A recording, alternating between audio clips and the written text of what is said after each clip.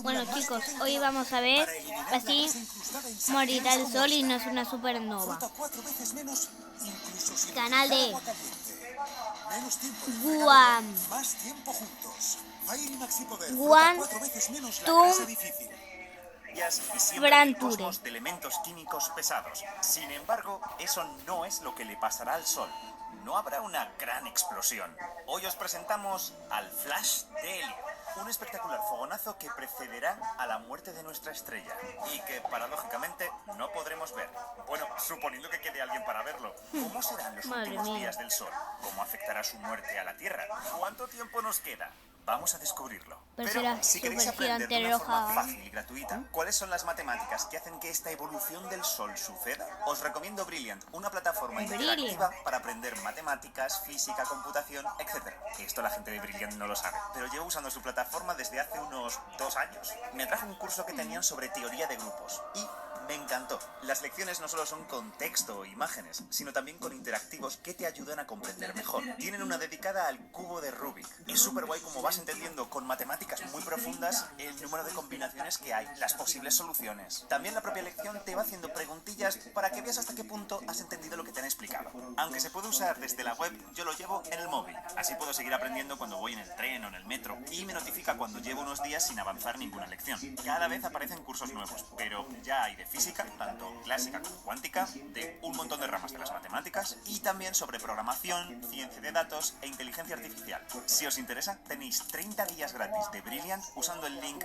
brilliant.org/Quantum Fracture. Los 200 primeros os lleváis un 20% de descuento en el plan anual. Por supuesto lo tenéis todo también en la descripción. Y dicho todo esto, ahora sí, poneros las gafas de sol porque vamos a hablar del final de nuestra estrella. Como todas las estrellas, el Sol produce la energía que lo mantiene estable a través de la fusión nuclear. En su centro, donde se da la temperatura y presión suficientes, una cadena de reacciones transforma el hidrógeno en helio. Pero ese hidrógeno no durará para siempre. Dentro de 5.000 millones de años se agotará. Y ese será el principio del fin. Aunque antes de eso ya experimentaremos cambios en la Tierra. Y es que a medida que el Sol agota su combustible, se vuelve poco a poco más brillante. ¿Cómo? ¿No sería al revés? ¿Brillar menos? En realidad es sencillo de entender. A medida que queda menos combustible, la fusión se ralentiza y produce menos energía. La gravedad se impone por un momento y el núcleo se contrae, aumentando su densidad y temperatura. Eso acelera la fusión y restablece de nuevo el equilibrio.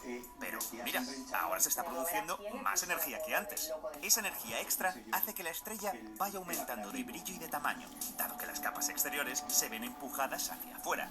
Este proceso no ocurre de la noche a la mañana, claro. La luminosidad del Sol aumenta aproximadamente un 1% cada 100 millones de años. Nada que vayamos a notar a lo largo de nuestra vida. Pero en unos 1.000 millones de años, el Sol se volverá demasiado brillante. En principio, la Tierra podría compensar este aumento de brillo de forma natural, reduciendo progresivamente el efecto invernadero. Entraría más luz, sí, pero con menos capacidad de absorberla. Madre mía, yo no sabía eso. Una temperatura compatible con la vida.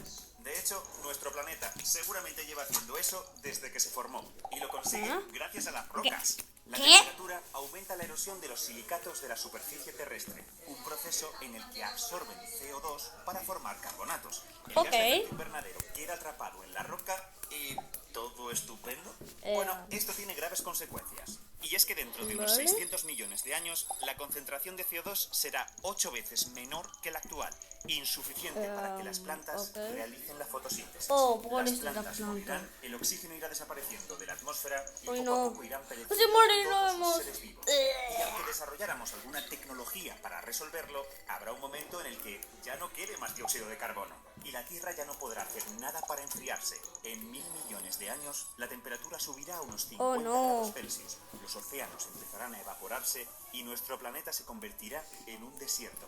Y aún peor, a medida que aumente el vapor de agua en la estratosfera, la radiación ultravioleta romperá las moléculas de agua en hidrógeno y oxígeno. El hidrógeno, más ligero, irá escapando al espacio y nos dejará sin un elemento esencial para la vida. Pero volvamos al Sol. Han pasado 5.000 millones de años y el hidrógeno del núcleo casi se ha agotado. Por entonces, el núcleo estará formado básicamente por átomos de helio, pero no tendrá la temperatura suficiente para fusionarlos, así que ya no generará energía. No habrá nada que evite que se derrumbe bajo su propio peso. En cierto punto, una capa esférica situada alrededor del núcleo y en la que todavía hay hidrógeno se calentará lo suficiente como para comenzar a fundirse. La fusión ha vuelto, pero se da una situación paradójica. A medida que el núcleo del Sol se derrumba, la capa esférica genera más y más energía y empuja hacia afuera las capas exteriores. El Sol se hincha hasta alcanzar aproximadamente la órbita de Venus. Ahora es 150 veces más grande y su brillo más de 1000 veces superior al actual. Pero esa energía se reparte a lo largo de una superficie enorme, por lo que estará más fría. Eso hará que el Sol pase de ser amarillo a tener un tono rojo anaranjado. Se habrá convertido en una estrella gigante roja. Lástima que para entonces la Tierra vaya a ser inhabitable, porque será un espectáculo grandioso. Nuestra estrella ocupando una parte más y más grande del cielo a lo largo de unos 1000 millones de años. Pero esa fase también tiene una fecha de caducidad. Como decía, el núcleo continúa contrayéndose, pero llega un momento en el que algo frena su caída: la mecánica cuántica.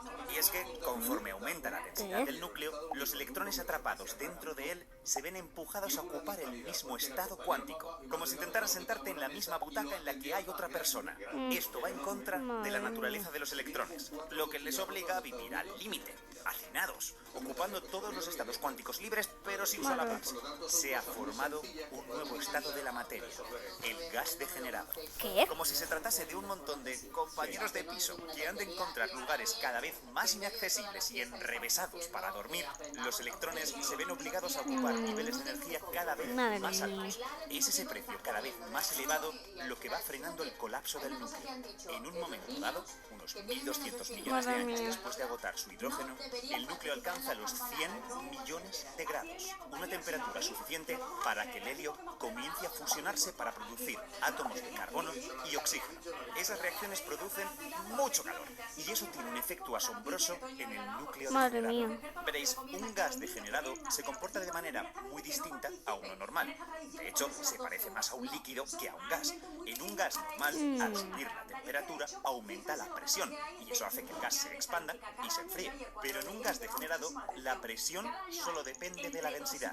Lo único que hace un aumento de la temperatura es acelerar las reacciones nucleares. Vale, ya lo aumenta la temperatura, lo que acelera las reacciones. Ya veis por dónde voy, ¿no? Una reacción descontrolada, un petardazo conocido como flash de helio. En cuestión de minutos ¿Y se otra libera vez tanta cómo se energía llama como la que produce el Sol en decenas o incluso cientos de millones de años. Durante unos breves el instantes, primo. el núcleo puede volverse tan luminoso como todas las estrellas de la Vía Láctea. Sin embargo, esa inmensa energía no alcanza la superficie de la estrella. Casi toda se invierte en romper la degeneración del núcleo, es decir, en convertirlo en un gas normal, que a continuación se expande enormemente. Así que alguien que estuviera mirando el Sol probablemente no notaría nada. Pero aunque no pueda verse desde el exterior, el flash de helio tiene un efecto muy importante. Al expandirse el núcleo se enfría y eso ralentiza las reacciones nucleares. Como consecuencia, las capas exteriores se contraen y el Sol se deshincha a un tamaño unas 10 veces menor. En realidad, el flash de helio le ha asestado una puñalada mortal al Sol. Le quedan poco más de 100 millones de años de vida. ¿Estamos ready? ¿En serio un anuncio? Me molesta quitarme el tampón. ¿Qué absorción usas? ¿Hay más de una? Claro, hay 3. Tu flujo menstrual cambia y tus tampones también deberían. Si te molesta al quitártelo, baja la absorción. Y si manchas, sube. Lleváis años pidiéndonos premios a cambio de vuestros viajes. Así que ¿Qué? hablamos con nuestros jefes y nos dijeron que esta Navidad se Está de una puñalada Otra. mortal al Sol. Ya, Le quedan eso. poco más de 100 millones de años de vida. ok. El núcleo continúa fundiendo helio, ya de una manera más sosegada, como volver a la vida tranquila que tenía cuando quemaba hidrógeno. Y se vuelven a repetir básicamente los mismos pasos que antes. Primero se agota el helio y se apaga la fusión en el núcleo de carbono y oxígeno. Este se contrae y se calienta, hasta que el helio de una capa esférica comienza a fundirse. La energía de esta capa se suma a la de la capa esférica de hidrógeno y hace que el Sol vuelva a hincharse, incluso más que la primera vez. Esta vez Vale. es probable que sus capas exteriores lleguen más allá de la órbita de la Tierra y su luminosidad sea más de 3000 veces mayor que la actual. ¿Significa eso que el Sol engullirá nuestro planeta? A ver, cada vez que el Sol se hincha, No. crece tanto que no es capaz de retener sus capas más exteriores Ostras. y pierde parte de su masa. Como resultado, su fuerza gravitatoria se debilita y la Tierra se va alejando. Eso podría llevarnos más allá de la órbita de Marte y librarnos de acabar carbonizados. Aunque las fuerzas de marea entre la Tierra y la superficie del Sol, similares a las que crean las mareas en los océanos, podrían no. contrarrestar este efecto. No está del todo claro qué pasará con nosotros. Ahora, el hecho de que haya dos capas esféricas donde se produce fusión genera algunas complicaciones. El helio se agota más rápido que el hidrógeno, así que en un momento dado la fusión de la capa de helio se detiene. Pero la capa de hidrógeno enseguida produce más helio y este acaba por prender otra vez, generando un pulso térmico, un estallido mucho menos potente que el flash de helio.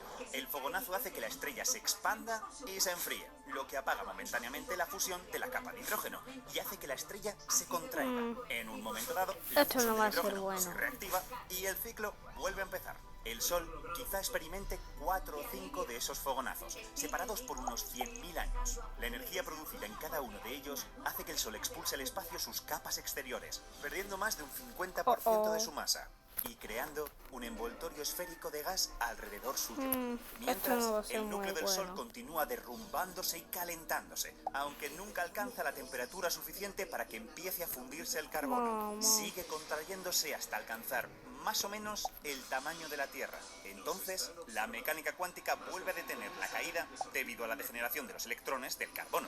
El núcleo estará ahora a unos 100.000 grados. Sin sus capas, expuesto desnudo al espacio, lo vemos con un color blanco.